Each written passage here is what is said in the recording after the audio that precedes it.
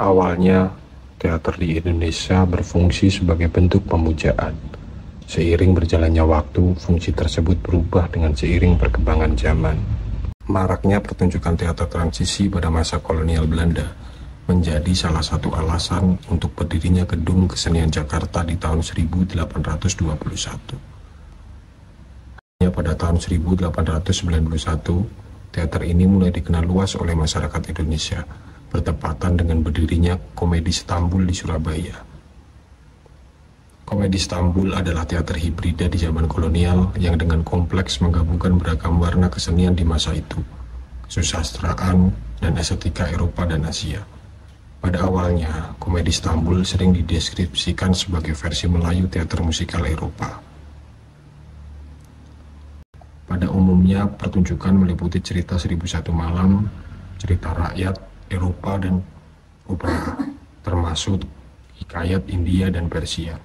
Sebagai selingan antara adegan maupun pembukaan diperdengarkan musik mars, polka, gambus, dan keroncong. Teater ini memberi sumbangan yang sangat besar pada perkembangan teater kontemporer di kemudian hari, seperti keroncong, ketoprak, yang juga pernah disebut sebagai Stambul Jawa, ludruk, lenong, tunil, perfilman, dan sekaligus politik identitas. Ini karena Indonesia terdiri atas berbagai macam suku dan budaya, sehingga melahirkan tata cara yang berbeda pula. Komedi Istanbul, yang merupakan teater paling populer pada masa itu, mereka sering mengadakan pertunjukan keliling di Hindia Belanda, Singapura, Malaysia, hingga India, melalui jalur kereta api maupun kapal. Kemudian bubar pada tahun 1906. Kebangkitan teater kemudian dimulai pada munculnya pembaharuan dalam segi pementasan dan manajemen pementasan. Hal ini dimungkinkan karena pemilik kelompok teater ini yang semula dari kalangan rakyat jelata atau saudagar, kini menjadi dari kaum terpelajar.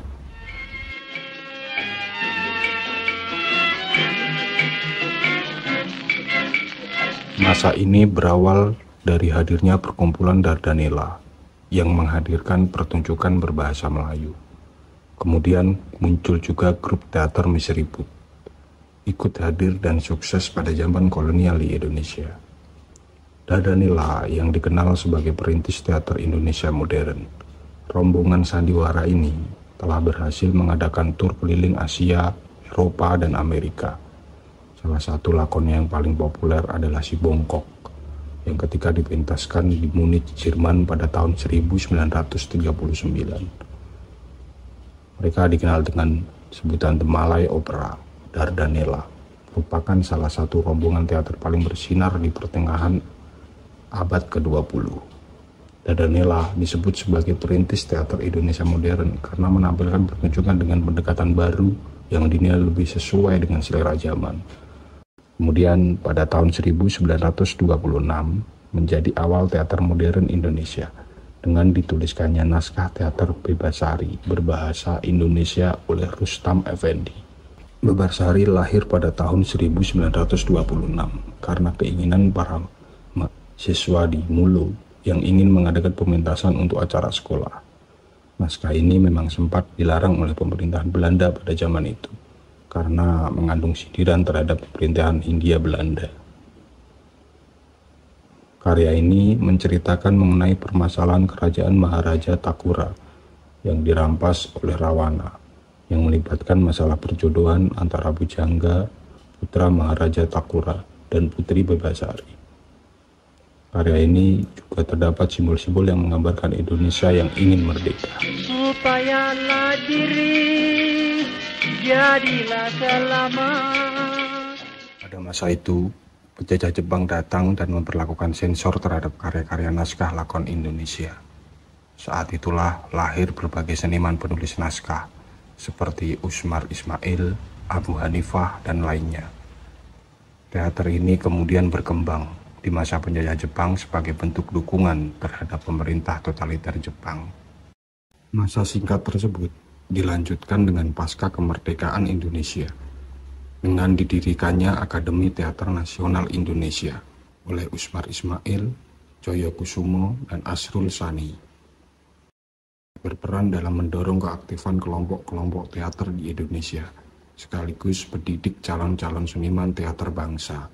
Periode ini juga disemarakkan oleh beragam pengarang produktif dan berkualitas, seperti Ahdiat Kartamiharja, Hadimojo, dan Sitor Sitomorang.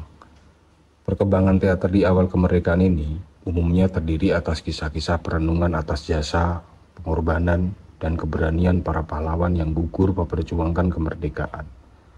Beberapa karya teater Indonesia periode ini, yakni tahun 1950-an, adalah Awal dan Mira, dan 1952.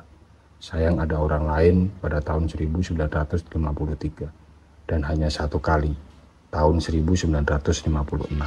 Apalah dihendak baiklah diingat, baiklah ya diingat, karena pangmuda. Pada masa ini, lahir teater-teater perintis ATNI, seperti teater populer yang dipimpin oleh Teguh Karya dan teater lembaga yang dipimpin oleh Joyo Kusumo.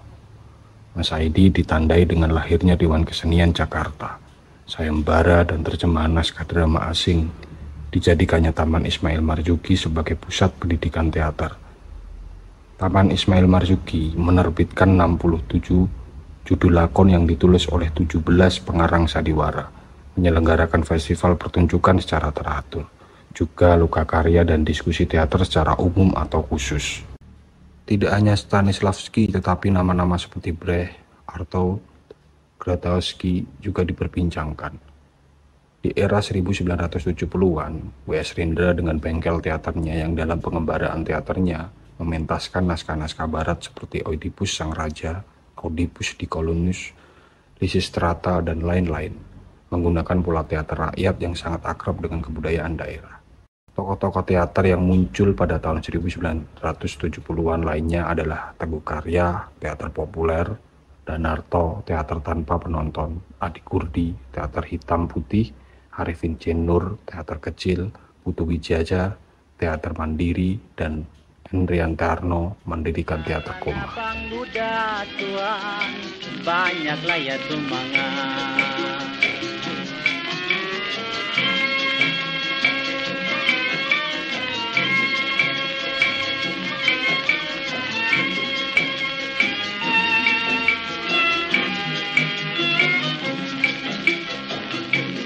Apalah apa, janganlah ya terburu, janganlah nan terburu. Apalah apa, janganlah ya terburu, janganlah nan terburu. Baiklah ditimbang putihlah dan biru, haruslah ya murid menurutlah guru, menurutlah guru, supayalah tidak tuan jadilah ya keliru.